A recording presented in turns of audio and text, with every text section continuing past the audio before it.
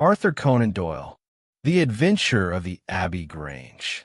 On a cold, frosty morning in the winter of 1897, I awoke to find someone shaking me by the shoulder.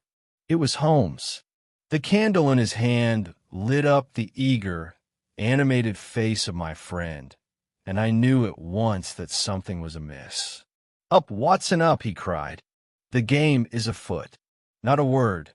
Dress quickly, we must go." 10 minutes later, we were both seated in a cab, rattling through the silent streets towards Charing Cross Station. A pale winter dawn was just breaking, and through the milky London fog, we could dimly see the scattered figures of workmen hurrying to their tasks. Holmes, wrapped in his heavy coat, remained silent, and I followed his example, for it was bitterly cold, and we had both set out fasting. Only after we had warmed ourselves with hot tea at the station and settled into the Kent train did he begin to speak. Holmes drew a note from his pocket and read it aloud. "Abbey Grange, Marsham, Kent, 3:30 a.m. My dear Mr. Holmes, I shall be most glad if you can at once lend me your assistance in a matter which promises to be of remarkable interest. It is entirely in your line. The lady must be released, but everything else I shall endeavor to preserve exactly as it stands. Pray lose not a moment, for it will be difficult to detain Sir Eustace here. Yours faithfully, Stanley Hopkins." Hopkins has summoned me 7 times, and on each occasion his call has been justified, said Holmes. "If I am not mistaken, all those cases have found their way into your collection, and I must admit, Watson, that you have a knack for selecting the most engaging ones. That somewhat redeems what I find so irksome in your writings, your unfortunate habit of approaching matters as a storyteller rather than as a scientist. You barely touch upon the most subtle and delicate aspects of my work, lingering instead on the sensational details that may amuse the reader but teach him nothing. Why don't you write the accounts yourself, then?" I asked with some heat. "I shall, my dear Watson, most assuredly I shall. At present, as you see, I am much occupied, but in my later years I intend to compose a treatise which will embody the whole art of criminal investigation. For now, I believe Hopkins has called us to a case of murder. You think, then, that Sir Eustace is dead?" "Yes. The note shows Hopkins is deeply agitated, and he is not a man easily disturbed. I believe it is murder, and the body has been left for us to examine. Hopkins would never have summoned me for a mere suicide. The words, 'the lady must be released,' suggest that during the tragedy she was confined somewhere. We are moving in high society. Watson, fine, crisp paper, the monogram Eustace Brackenstall, a coat of arms, a noble title. I trust our friend Hopkins will justify his reputation, and that we shall not be bored this morning. The crime was committed before midnight. How can you be sure of that? From the train schedules and the reckoning of time. The local police had to be called. They communicated with Scotland Yard.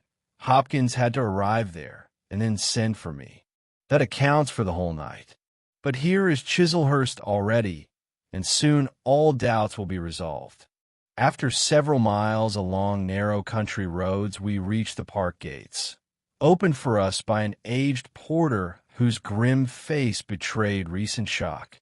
Through a splendid avenue lined with ancient elms, we approached a long, low house with a Palladian facade.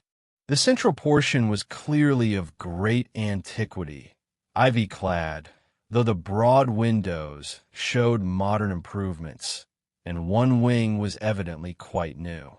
At the open doorway stood the tall figure of Inspector Stanley Hopkins, his face flushed with excitement and concern. "I am very glad you have come, Mr. Holmes, and you too, Dr. Watson. Yet, truth be told, had I been able to begin afresh, I might not have troubled you.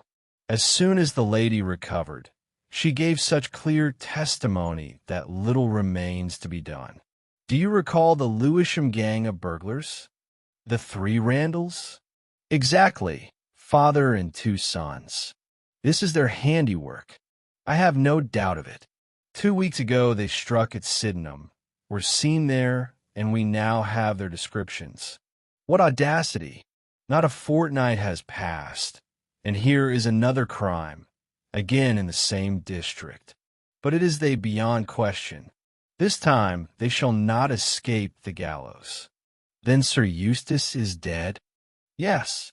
They smashed his head with the poker from his own fireplace.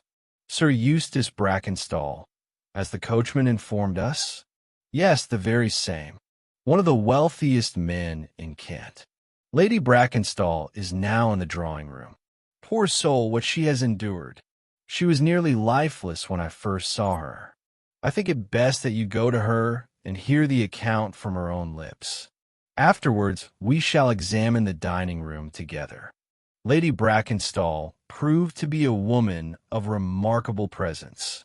Rarely had I seen such elegance of figure, such grace of manner, and such beauty of face. She was a blonde, with golden hair and blue eyes, and must have possessed a complexion of exquisite loveliness, though now it was pale and worn from recent suffering. Her trials had not been merely moral, but physical. Above one eye a great livid bruise had risen, which her maid, a tall, severe woman, was diligently bathing with vinegar and water. The lady lay upon a couch in utter exhaustion, yet her quick, attentive glance and the alert expression of her features showed that the dreadful ordeal had not shaken either her intellect or her composure. She wore a loose robe of blue and silver, but upon the couch behind her lay a black evening gown trimmed with sequins. "I have already told you all that happened, Mr. Hopkins," she said wearily. "Would you repeat my story? Yet, if you think it necessary, I shall tell it again myself. Have they already inspected the dining-room? I thought it best that they should first hear your account. I shall breathe freely only when this horror is ended. It terrifies me to think that he still lies there." She shuddered, and for a moment covered her face with her hands. The wide sleeves of her robe fell back, baring her arms to the elbow. "Have you other injuries, madam?" "What is this?" exclaimed Holmes. 2 vivid red marks showed upon the white, smooth skin of her arm. She hastily covered them. "It is nothing. It has no bearing upon the dreadful events of last night. If you and your friend will be seated, I shall tell you all I know. I am the wife of Sir Eustace Brackenstall. We were married about a year ago. I think it needless to conceal that our union has not been a happy one. All our neighbors would tell you so, even if I tried to deny it. Perhaps the fault is partly mine. I was brought up in the freer, less conventional atmosphere of South Australia, and this English life, with its rigid proprieties and stiff formalities, has never suited me. But the chief cause, known to all, is that Sir Eustace drank heavily. It was hard to spend even an hour with such a man. Imagine what it means for a sensitive, passionate young woman to be chained to him day and night. It is sacrilege, it is crime, it is infamy to hold that such a marriage is indissoluble. I am convinced that your monstrous laws will bring a curse upon your country. Heaven will not suffer injustice to triumph forever." She half rose, her cheeks flushed, her eyes shone, and the bruise upon her brow seemed to me more dreadful than ever. The strong yet tender hand of her stern maid pressed her back upon the pillow, and the fierce outburst of anger ended in a storm of sobs. At last she spoke again. "I shall now tell you of last night. You may have noticed that all our servants sleep in the new wing. In the central part of the house are the living rooms, behind them the kitchen, and above, our bedrooms. My maid Teresa sleeps above my chamber. There is no one else here, and no sound reaches those who live in the annex. Judging by their actions, the burglars knew this. Sir Eustace retired to his room about 10:30. The servants were already in bed. Only my maid remained awake, waiting upstairs until I should call her. I sat here reading. Towards midnight, before going upstairs, I went to see that all was secure. It is my duty, as I have explained, for Sir Eustace could not always be relied upon. I passed through the kitchen, the butler's pantry, the gun room, the billiard room, the drawing room, and finally the dining room. As I approached the door, screened by heavy curtains, I felt a draft and realized that it stood wide open. I drew back the curtain and found myself face to face with a broad-shouldered elderly man who had just entered. The door, a large glass one, a so-called French window, opens upon the lawn before the house. I held a lighted candle in my hand, and behind him I saw two others entering. I stepped back, but the man sprang upon me, seized me first by the wrist, then by the throat. I tried to cry out, but he struck me a terrible blow upon the head with his fist and felled me to the ground. I must have lost consciousness, for when I came to myself a few minutes later, I found that they had torn the bell rope from its fastening and bound me tightly to the oak chair at the head of the dining table. I could neither cry out nor move, so firmly was I tied, and my mouth was gagged with a handkerchief. At that moment, my unhappy husband entered the room. He must have heard some suspicious sound and expected to find something of the kind. He was in his nightshirt and trousers, but carried his favorite cudgel in his hand. He rushed at one of the burglars, but the man whom I had first seen snatched the poker from the fireplace and struck him with fearful force upon the head. My husband fell without a cry. He was dead. Again I fainted, but after a few minutes I revived. Opening my eyes, I saw that the robbers had taken all the silver from the sideboard and had found a bottle of wine there. Each held a glass in his hand. I have already told you that one was older, with a beard, and the other two were younger men. Perhaps they were father and sons. After whispering together, they came to me to see that I was securely bound. Then they left, closing the door behind them. It was a quarter of an hour before I could free my mouth. I screamed. My maid heard me, and she ran down.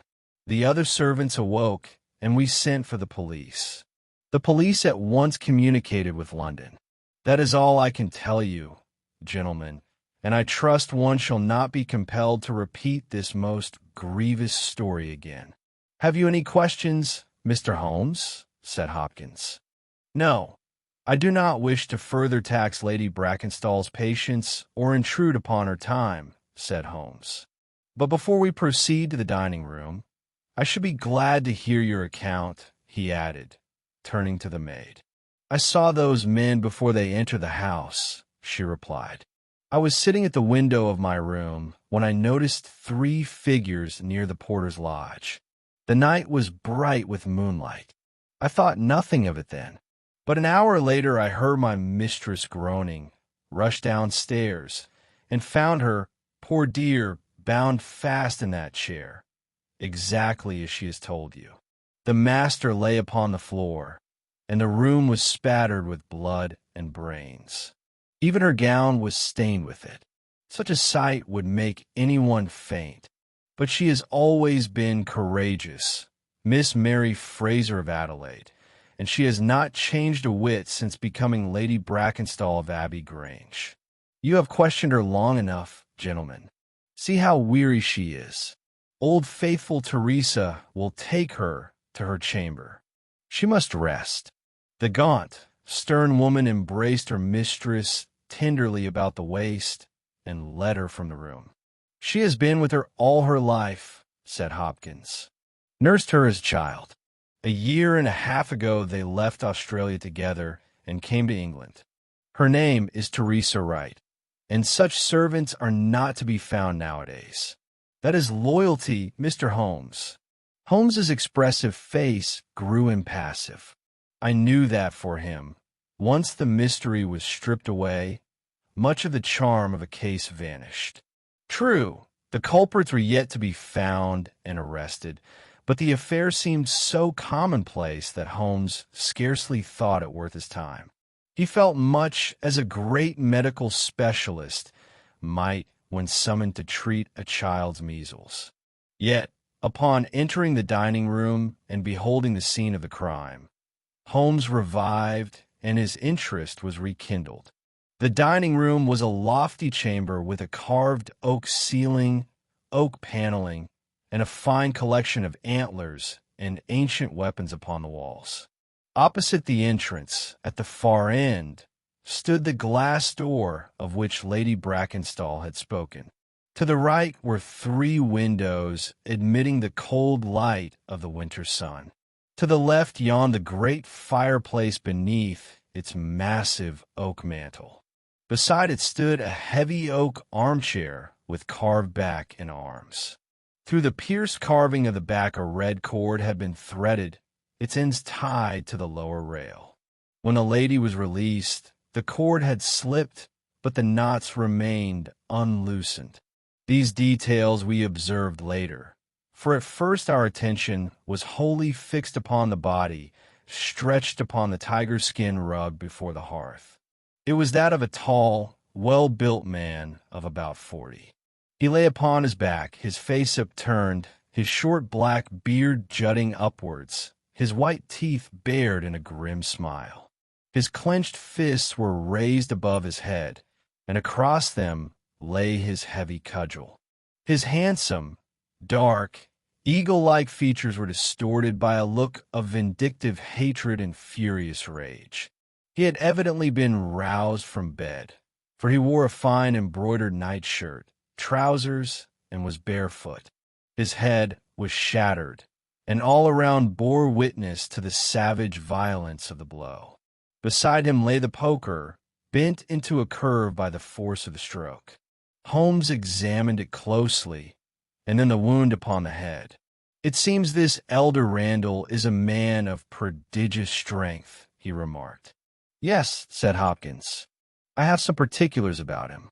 A dangerous criminal. You will have little difficulty in taking him. Of course, we have long kept watch upon him. There were rumors he had fled to America, but here he is. He shall not escape us now. His description has been sent to every seaport, and before evening a reward will be offered for his capture. What I cannot understand is how they dared attempt such a desperate crime, knowing the lady would describe them, and we should recognize them at once. Indeed, why did they not also kill Lady Brackenstall? Perhaps they thought, I suggested, that she would not soon recover consciousness. Possibly, seeing her insensible, they spared her. And what can you tell us, Hopkins, of this unfortunate man? I have heard something not altogether creditable. Sober, he was tolerable enough, but when drunk, he became a fiend, as though possessed by the devil. At such times, he was capable of anything. Despite his title and wealth, he twice narrowly escaped prosecution. Once he drenched Lady Brackenstall's dog with paraffin and set it alight. The scandal was hushed with difficulty. Another time he hurled a decanter at the maid. This very Teresa Wright. That affair caused endless trouble. In short, between ourselves, the house will breathe easier without him. But what are you doing, Holmes? Holmes had knelt and was examining with the utmost care the knots upon the red cord that had bound the lady to the chair. Then he scrutinized the frayed end of the rope, which was much worn. When the rope was torn away, the bell in the kitchen must have rung loudly, he observed. Yes, but no one could have heard it. The kitchen lies to the right, at the far side of the house. How could the burglar know that the bell would not be heard? How could he dare so rashly to pull the cord? True, Mr. Holmes, true. That is the very question I have asked myself again and again. There is no doubt the burglars must have known the house and its ways well. They must have known that at that comparatively early hour all the servants were abed, and that none would hear the bell. Therefore one of the servants must have been their accomplice. Yet there are 8 servants, all with excellent references. Other things being equal, said Holmes, one might suspect the maid at whom the master hurled the decanter. But that would mean treachery towards her mistress, and Teresa Wright is devoted to her beyond measure. That is a secondary matter. Once you arrest Randall, you will easily discover his confederates. The lady's story is fully corroborated, if corroboration were needed, by all that we see here. He walked to the glass door and opened it. No traces, nor could there be. The ground is hard as iron. By the way, the candles upon the mantel were burning last night. Yes, those very candles, and the one in Lady Brackenstall's bedroom, served as a guide to the burglars. What did they carry off? Very little. Only half a dozen pieces of silver from the sideboard. Lady Brackenstall believes that, having killed Sir Eustace, they were frightened and abandoned their plan of thoroughly ransacking the house. Perhaps so.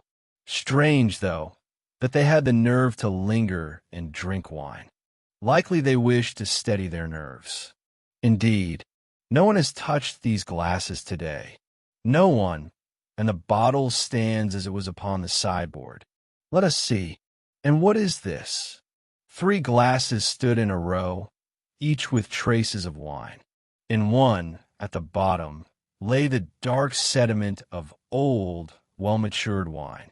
Beside them was the bottle, 2/3 full, and near it the long cork, soaked through with wine. Both cork and dust upon the bottle showed that the robbers had not chosen common liquor. Holmes suddenly changed before my eyes. His apathy vanished. His gaze grew keen and alert. He took the cork in his hand and examined it closely. "How do they draw it?" he asked. Hopkins pointed to a half-open drawer in the sideboard. Within lay several tablecloths and a large corkscrew. Did Lady Brackenstall mention this corkscrew?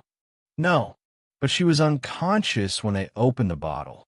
True, yet the bottle was opened with the small screw of a pocket knife, one of those with many tools. It was no more than 1.5 inches long. Look at the head of the cork. You see the screw was driven in 3 times before it was extracted, and it never pierced through. This long corkscrew would have gone clean through and drawn at once. When you catch your man, search him for a pocket knife with many implements. "Excellent," cried Hopkins. "But these glasses, I confess, puzzle me. Lady Brackenstall swears all 3 drank wine." "Yes, she saw them." "Then there is no more to be said. Yet you must admit, Hopkins, these glasses are remarkable. Do you observe nothing?" "Well, perhaps not. It may be that when one has cultivated certain faculties, as I have, and studied deeply the science of deduction, one is prone to seek complex explanations where simpler ones suffice. These glasses may mean nothing. Good day, Hopkins. I see no way in which I can be of service. The case appears clear. Inform me when Randall is arrested and of any further developments. I hope soon to congratulate you on its successful conclusion. Come, Watson. I think we shall spend our time more profitably at home." On the return journey, I could see from Holmes's face that some thought troubled him. By sheer effort of will he strove to banish the sense of incongruity, and spoke as though all were plain to him. Yet again and again doubt overcame him. His knitted brows and vacant eyes showed that his mind had returned to that great dining room at Abbey Grange, where the midnight tragedy had been enacted. At last, at some suburban station, as the train was already moving, Holmes, conquered by his doubts, sprang upon the platform and dragged me after him. "Forgive me, my dear fellow," he said, as the rear carriages vanished round the curve. I am ashamed to make you the victim of what may seem a whim.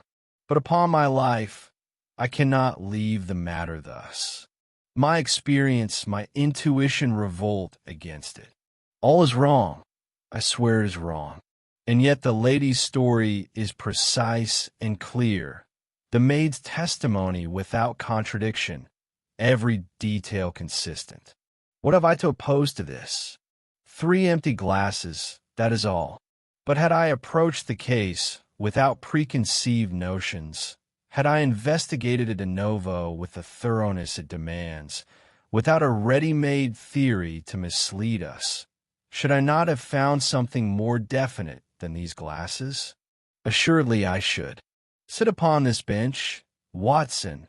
We will wait for the Chislehurst train. Meanwhile, listen to my reasoning. Only, I beg you, it is vital. Do not regard the testimony of mistress and maid as absolute truth. The personal charm of Lady Brackenstall must not sway our judgment. In her story, if considered impartially, there are suspicious points. These burglars committed a daring raid at Sydenham but 2 weeks ago. The papers gave details and descriptions. If anyone wished to invent a tale of burglary, he might easily borrow from that. Think, would men who had just achieved a successful coup risk another dangerous venture, instead of enjoying their gains in some safe retreat?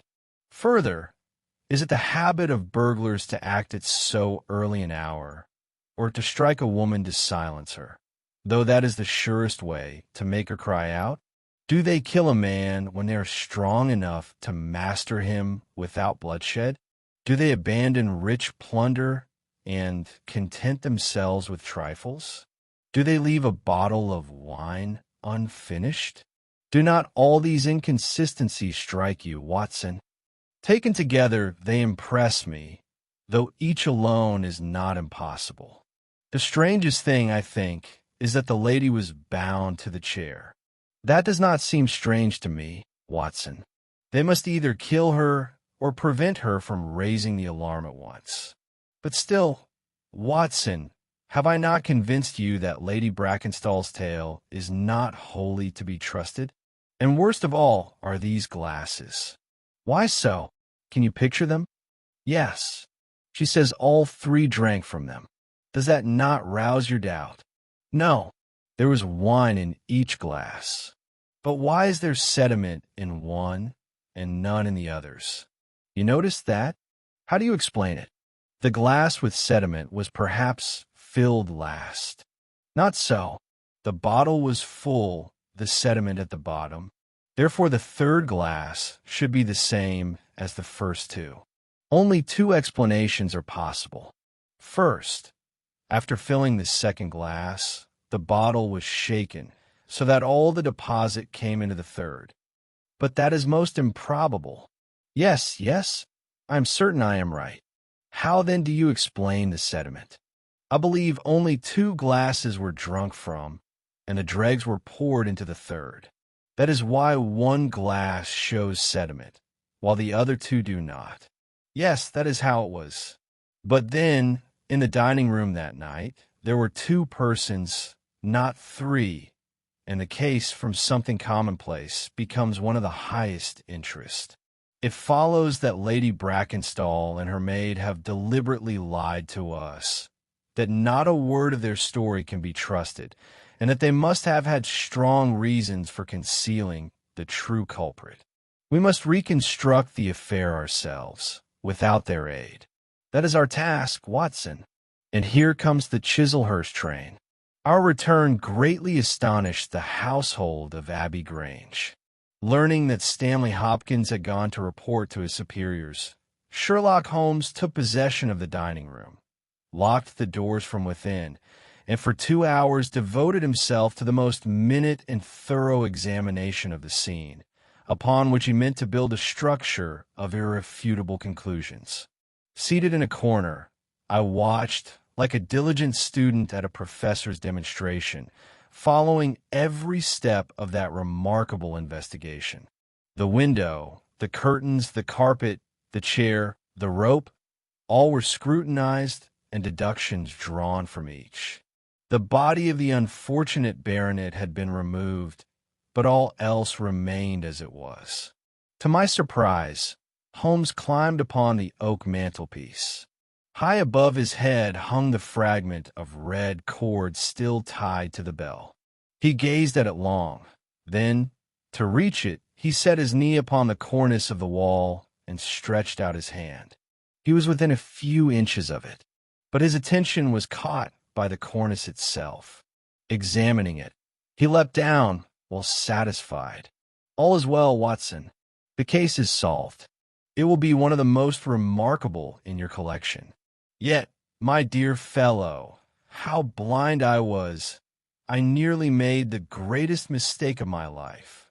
Only a few links remain to be supplied, and the whole chain will be complete. You already know who the men were. One man, Watson, one. A single figure, but formidable indeed. Strong as a lion. Remember the blow that bent the poker. Height 6 feet. Agile as a squirrel.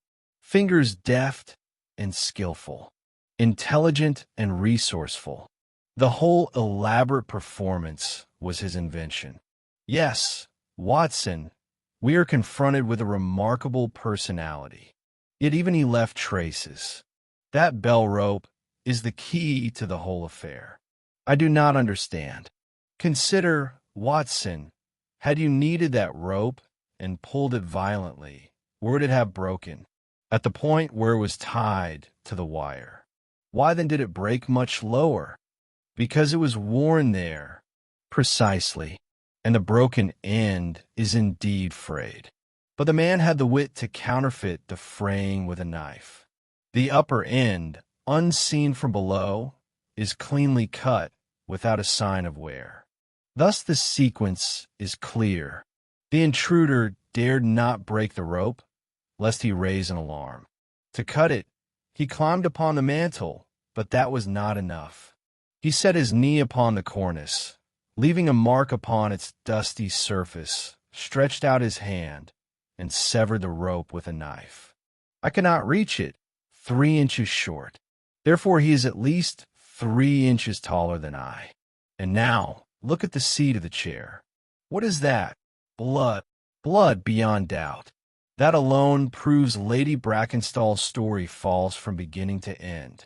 If she sat in the chair during the crime, whence came these stains? No, no. She was placed there after her husband was slain. I will wager that upon her black gown there is a similar mark. This is not Waterloo, Watson, but it is Marengo. We began in defeat, we end in victory. Now I wish to speak with that nurse, Teresa.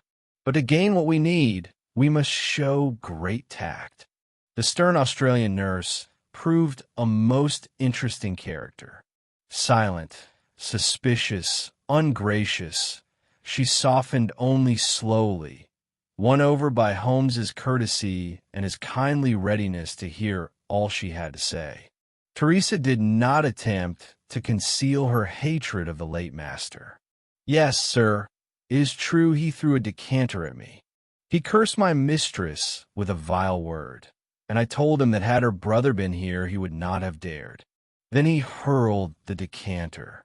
Let him throw them every day, so long as he did not torment my dear bird. How he tortured her! And she was proud, never complained. She did not tell me all. You saw the scratches upon her arms? She did not say whence they came. But I know. It was he who stabbed her with a long pin from her hat. A devil he was, not a man. God forgive me for speaking thus of the dead. When we first met him 1.5 years ago, he pretended to be all sweetness, like honey, and now those months seem an eternity. She, my poor darling, had just come to London, her first time away from home. He dazzled her with his title, his wealth, the false glitter of London. If she erred, she is paid too dearly. In what month did we meet him? Soon after we arrived. We came in June, met him in July. They married in January, last year. Yes, she is now in her sitting room. She will speak with you, of course. But do not torment her with questions. She has suffered enough. Lady Brackenstall reclined upon the same couch, but looked much improved. The maid entered with us, and at once changed the compress upon her brow. "I trust," said Lady Brackenstall, "you have not come to question me again." "No," said Holmes gently. "I shall not trouble you further.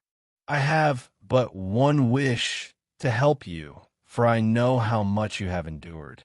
Regard me as a friend, confide in me, and you will not repent it. What must I do?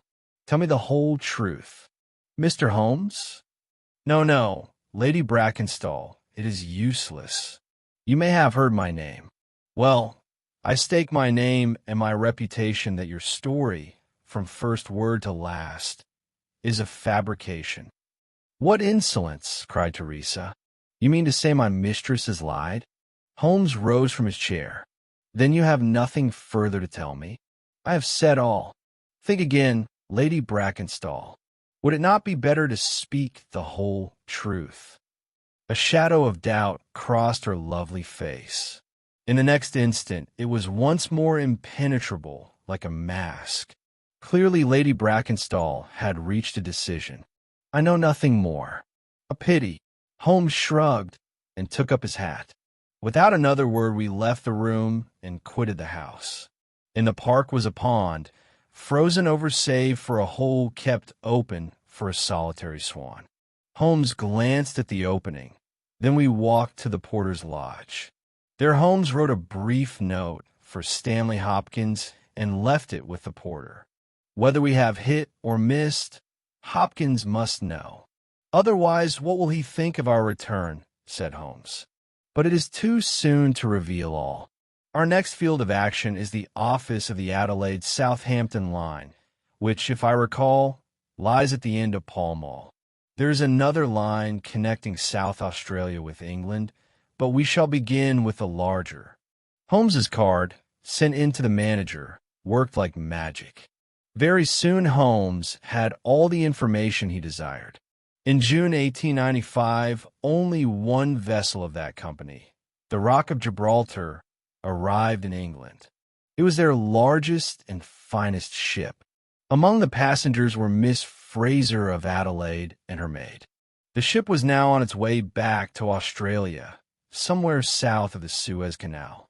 The crew was the same as in 1895, save for one change. The first officer, Mr. Jack Croker, had been appointed captain of the Base Rock, sailing from Southampton in 2 days. Croker lived at Sydenham, but was expected that morning for instructions. He could be awaited. No, Mr. Holmes did not wish to see him, but was glad to examine his record and learn what manner of man he was. It was a brilliant career. In the whole fleet, there was no officer to compare with Captain Croker.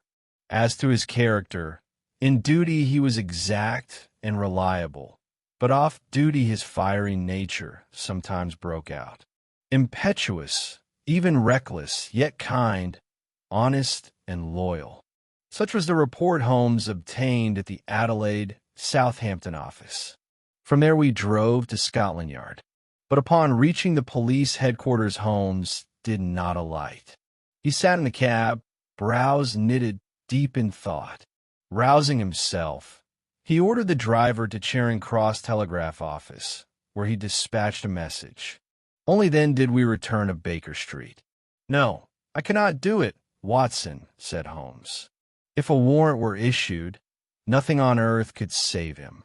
For the first or second time of my career, I feel that in unmasking the criminal, I should do more harm than the crime itself has done.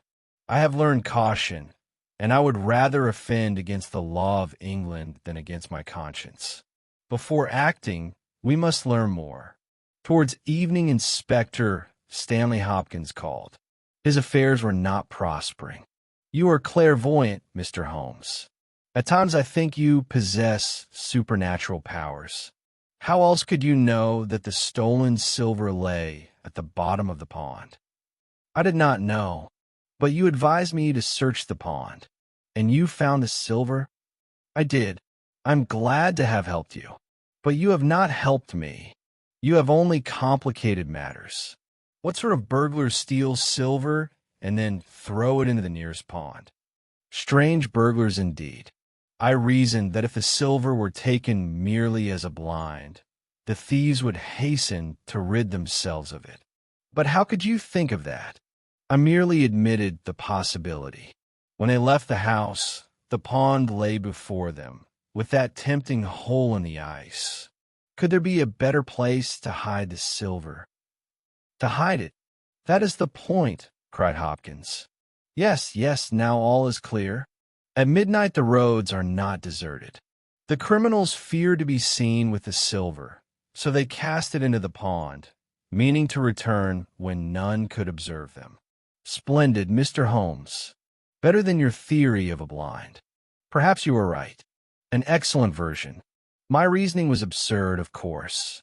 Yet you must admit it led to the discovery of the silver. Yes, sir, yes. That is your merit. But it is not all. I have suffered bitter disappointment. Disappointment? Yes, Mr. Holmes. This morning the Randall gang was arrested in New York. Disastrous, Hopkins. Your theory collapses. If they were arrested in New York, they could not have committed last night's murder in Kent. It is a cruel blow, Mr. Holmes. True, there are other gangs of three, or perhaps some band unknown to the police. Yes, quite possible. What do you propose now? I shall continue the search, Mr. Holmes. Perhaps you can suggest something? I have already suggested. What? Remember, the blind. But motives, Mr. Holmes, motives? Yes, that is the crux. I have given you the idea. Ponder it. It may lead somewhere. Will you dine with us? No? Then goodbye, Hopkins. Keep us informed. Only after dinner, when the table was cleared, did Holmes return to the subject of the Abbey Grange murder. He lit his pipe, stretched his feet in slippers towards the cheerful blaze, then suddenly glanced at the clock. I await events, Watson. When? Now, within minutes. I wager you think I treated Stanley Hopkins ill. I trust your judgment, Holmes. Kindly said, Watson. But see it thus. I am unofficial. Hopkins is official. I may act as I please. He may not. He must report all he knows, else he betrays his duty. Holmes had scarcely finished explaining the distinction between his freedom of action and Hopkins's official duty when the sound of rapid steps rang upon the stair. The door flew open, and before us stood a young sailor whose striking manly beauty commanded attention. He was very tall, blue-eyed, with golden mustache and skin bronzed by tropical suns. His light, springing gait spoke of strength and agility. He closed the door behind him, clenched his fists, and breathed heavily with excitement. "Sit down, Captain Croker. You received my telegram?" Holmes asked. Our visitor dropped into a chair, glancing first at Holmes, then at me. "I received your telegram and came at the appointed hour. I know you were at our office. I see there is no escape. I am ready for the worst. Do you mean to arrest me? Speak out, sir. No need to play cat and mouse with me. Offer the captain a cigar." "Watson," said Holmes. "Light up, Captain Croker, and do not agitate yourself. You may be sure we would not sit here smoking with you if I thought you a common criminal. Be frank with me, and I may help you. Refuse, and you must take the consequences. What do you wish to know? Tell us, without concealment, what happened last night at Abbey Grange. Nothing hidden, mind you. I already know so much that if you deviate by an inch from the truth, I shall blow my police whistle from this window, and the matter will pass out of my hands." The sailor pondered for a moment, then struck his knee with his great sunburnt hand. "I'll risk it," he cried. "I do not doubt you are a man of honor, and I will tell you all. But first, let me say this. As for myself, I regret nothing and fear nothing. Were I to begin again, I would do the same and glory in it. Curse the brute. Had he 10 lives, he should pay with all 10 for his villainies. But Mary Fraser, I cannot call her by that devil's name. When I think that I have brought trouble upon her, though I would give my life for one smile of hers, my soul trembles with fear. Yet what else could I do? You shall hear all, and then judge whether I could have acted otherwise. You know, of course, how we met upon the rock of Gibraltar when I was first officer during her voyage to England.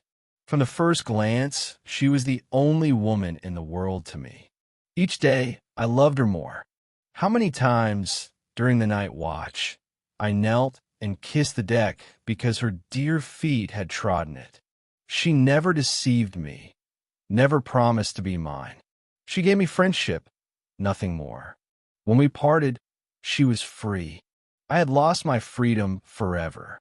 On my return from the next voyage, I learned she was married. Why should she not marry if she met a man she liked? Title and wealth. Who could be more fitted for them than she? She was born for all that is noble and beautiful. I was not hurt. I am no selfish man. I rejoiced in her happiness. I told myself it was well she had not linked her fate with a poor sailor. How I loved Mary Fraser. I never thought to see her again. On my last voyage I was promoted, but my new ship was not yet launched, and I had 2 months ashore. I lived with my people at Sydenham.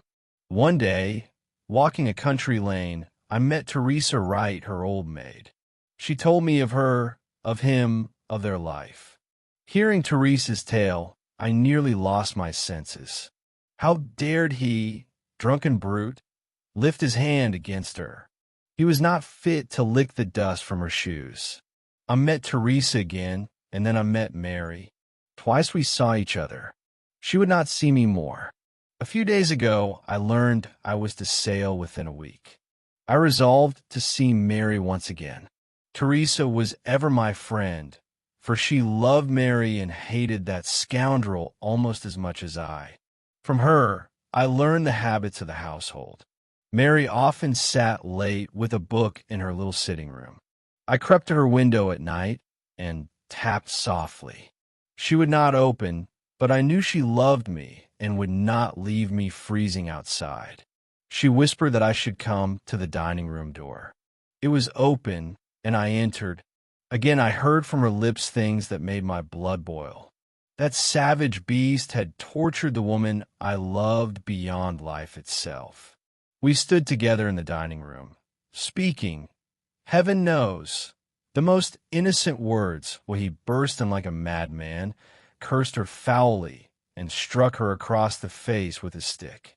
Then I snatched the poker from the hearth. The fight was fair. See, here upon my arm is the mark of his first blow. Mine was the second. I crushed his skull like a rotten gourd. Do you think I repent? Not I. 2 lives were at stake, his and mine, nay, his and hers. For had he lived, he would have killed her. Was I not right? What would you have done in my place? We struck her. She screamed. Teresa ran in. But all was over. On the sideboard stood a bottle of wine. I opened it and poured a few drops between Mary's lips, for she had fainted. I drank a little myself. Teresa alone kept her cool. The rest of the plan was hers as much as mine. We resolved to stage a burglary. While I climbed to cut the bell rope, Teresa repeated our plan to Mary. Then I bound her fast to the chair, frayed the rope end with my knife to make it seem natural, so none should wonder how a thief had climbed so high. We took a few pieces of silver to prove robbers had been there. Before leaving, I bade them raise the alarm not sooner than 15 minutes. Throwing the silver into the pond, I returned to Sydenham, feeling for the first time in my life like a criminal. All I have told you, Mr. Holmes, is the truth, even if it cost me my head. For a while Holmes smoked in silence. Then he rose, paced the room, and, without a word, clasped the sailor's hand. "I know every word you have spoken is true," he said at last. "You have told me little that I did not already know. Only an acrobat or a sailor could have reached the bell rope from the cornice, and only a sailor could have tied the knots with which Mary Fraser was bound to the chair. She had met sailors but once in her life, on her voyage to England, and that sailor clearly belonged to her circle, since she defended him so steadfastly. It follows that she loved him. Thus it was no hard matter to find you. Hopkins never saw through your stratagem, nor ever will. Now, Captain Croker, the case is grave, though I freely admit you acted under extraordinary circumstances. Whether you exceeded the bounds of self-defense is for an English jury to decide. But if you can vanish within 24 hours, I promise you shall do so unimpeded. And then you will inform the police? Of course. The sailor's face flushed with anger. How could you suggest it? I know the law, and I know Mary would be deemed an accomplice. Do you think I would let her bear that alone? No, sir. Whatever comes, I will not flee. I ask only one thing. Find a way to save Mary from the dock. Holmes once more extended his hand. Do not be troubled. I was testing you, not a false note. I take upon myself a heavy responsibility. But I have given Hopkins a clue, and if he cannot grasp it, that is not my fault. Now let us hold a trial as the law demands. You, Captain Croker, are the prisoner. You, Watson, are the jury. I know no man more fit for the role. I am the judge. Gentlemen, you have heard the evidence. Do you find the prisoner guilty? Innocent, my lord judge. I declared, Vox populi, vox Dei. The voice of the people is the voice of God. You are acquitted, Captain Croker. Until justice finds another culprit, you are free. Return in a year to your chosen bride, and let your life prove the righteousness of the verdict we have given today.